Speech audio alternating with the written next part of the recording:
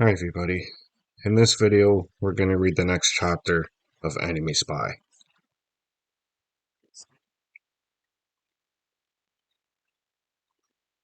Chapter 16, Chatting with Chatty. They followed me. Every single one of my classmates followed me, even Bubba Bixby. And on the way over, Trinity whispered, "I like the way you stood up for your parents, Nolan." I didn't understand why she was whispering, or what the big deal was.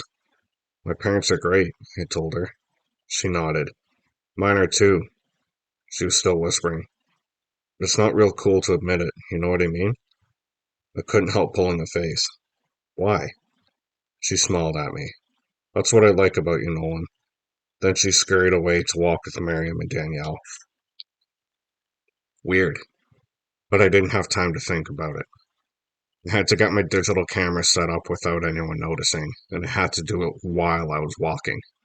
This was going to take subtlety, finesse, some real legerdemain. And believe me, I'm not known for my smooth moves. Lucky for me, my camera was already in the secret compartment of my backpack, but I had to open the lens flap, get out the remote control, activate the camera, and stash the remote in my sweatshirt pocket. And I had to do it all without anyone asking me what I was doing. First step, trip. I'm good at tripping. Comes real natural, believe me. Turns out, I'm good at faking it too.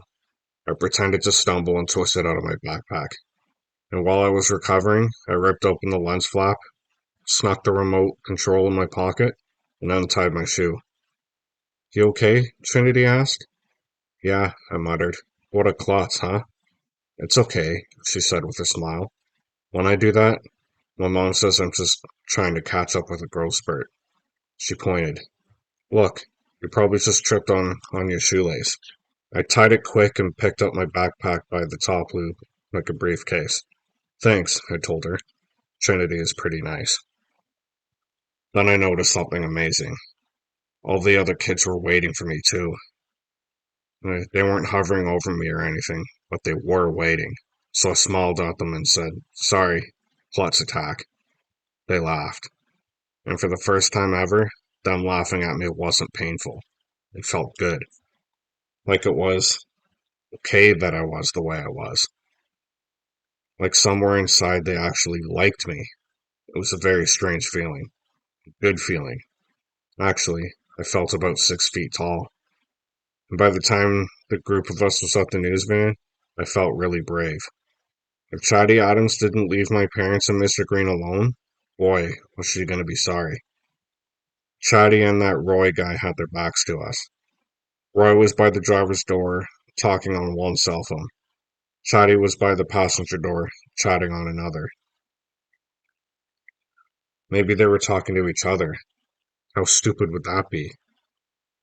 More likely, they were trying to get information about Mr. Green and my parents. Chatty's camera guy was pulling equipment out of the van. He stopped working when he saw us and said, "Hey, what's up?" "We're here to talk to Chatty," I said. "You want autographs?" "Not exactly," I said. "I have information." His eyebrows went up. "About?" "The international spy ring." Man, was I being cool or what? "Hey, Chatty," he called. When she turned, the cameraman said, "They say they've got information." She took one look at us and scowled at him. He shrugged at her like, "Don't blame me." And she turned her back on us, shaking her head.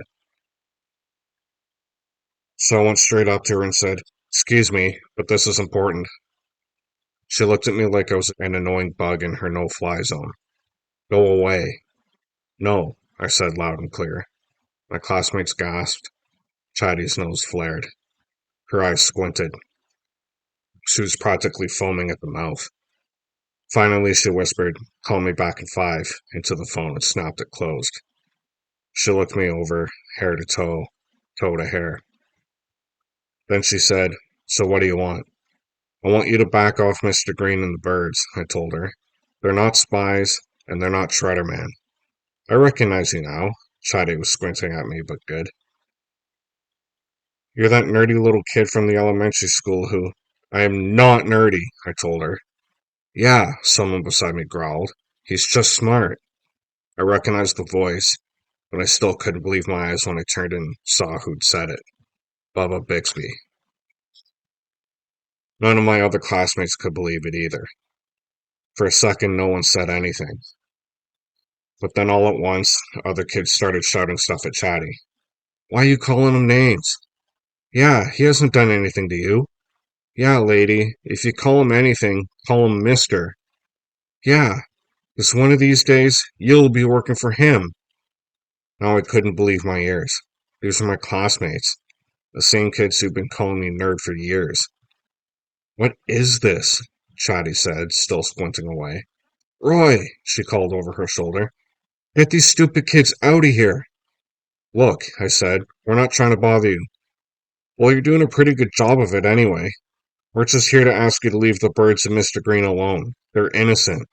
Oh, yeah? Well, how would you know? I know because... But before I could say more, she said through a smirk. And what are you going to do if I don't, huh?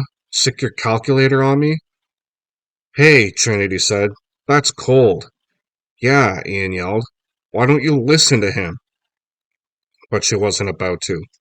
We were just kids. Annoying little kids. Little did she know that Shredderman was a kid. I moved my backpack so the camera was angled at Chatty. From the look on her face, I could tell that with one more little nudge it would be showtime. I reached inside my pocket and pressed the camera's remote control. Movie mode, go. And then good old Vinny shouted, Yeah, what's your problem? And action. My problem? Chatty said, winding up. My problem is you, you twerp. She started pointing around, picking on us one at a time. And you geek. And you wannabe Barbie. And you big beak brat. And you fatso. And especially you annoying knuckle-headed nerd. Can't you tell I'm busy? Get away from me. Whoa, whoa, whoa, whoa, whoa. Roy was pulling her away, trying to calm her down. Easy, sweetheart. It's okay. Everything's okay. Then he called over to us. I'm sorry about that, kids. She didn't mean any of that. She's just under a lot of pressure. But then Chatty spotted a police car zooming across the parking lot. Her eyes got sharp. Her nostrils flared. She wrestled free from Roy and started moving like a barracuda after blood. They've got someone else, she cried to her cameraman. Come on. The rest of us ran after the police car too. And when we caught up, I saw that Chatty was right. They did have someone in the back seat. Someone I recognized.